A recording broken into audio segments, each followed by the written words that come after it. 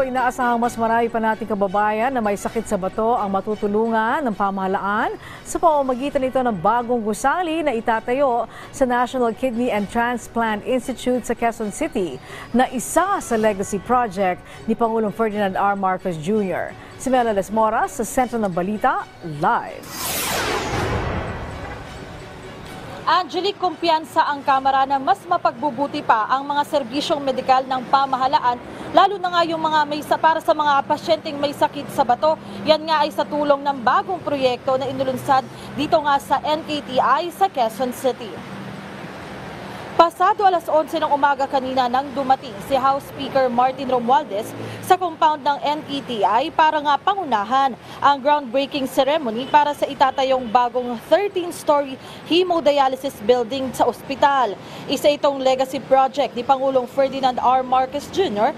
na maglalaman ng 200 state-of-the-art hemodialysis machines, training facilities at iba pang features na tiyak na makatutulong sa ating mga kababayang may renal diseases, hindi lang sa Metro Manila, kundi pati sa mga pasyenteng manggagaling pa sa iba't ibang probinsya. Ayon kay Speaker Romualdez, sa ilalim ng Administrasyong Marcos, isa talaga sa mga prioridad ng pamahalaan ang pagtugon sa iba't ibang isyong pangkalusugan. Kahapon sa Maynila naman, pinangunahan din ni Speaker Romualdez ang hiwalay na groundbreaking ceremony para sa itatayong Cancer Center sa Ospital ng Maynila. Sa mga puntong ito, balikan natin ang pahayag ng mga opisyal kanina. BBM talagang visionary talaga siya. Kaya nakita po niya, yung mga magulang niya, yung dating President Ferdinand Marcos Sr. at yung mahal nating unang ginang Imelda Romualdez Marcos, in-envision nila to almost 50 years ago. At sa totoo lang po ito, nagiging isang lasting legacy ng administrasyon ni FM Sr. Kaya si FM Jr., tinutuloy niya. Batay sa datos ng National Kidney and Transplant Institute, isang Pilipino ang dumaranas ng renal failure kada oras. Dahil dito, ang kidney disease na ang ikapitong pangunahing sanhi ng pagkamatay ng mga Pinoy. Dahil dito, malaking biyaya para sa ating mga kababayan ang pasilidad na itatayo dito sa NKTI.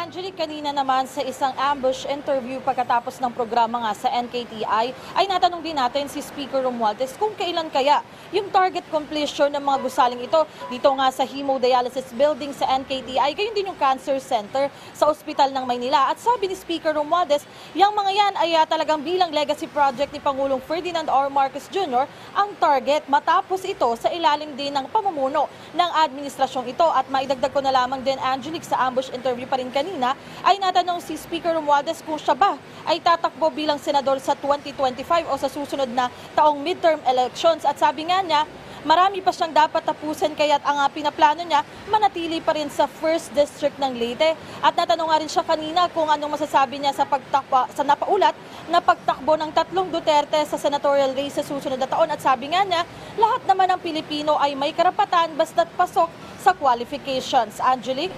Okay, so magandang balita yung bagong building na yan sa NKTI. May lugar pa ba dyan? Dahil marami na rin malawak na rin ang mga gusali dyan.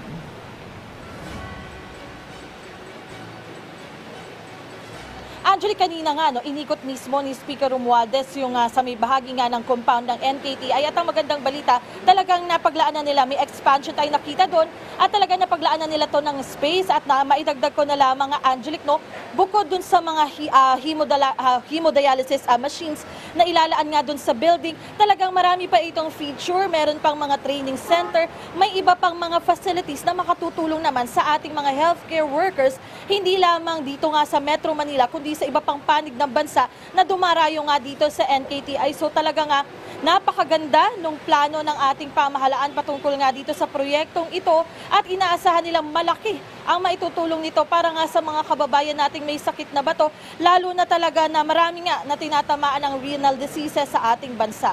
Angelique? Okay, maraming salamat sa iyo, Mela Lesmoras.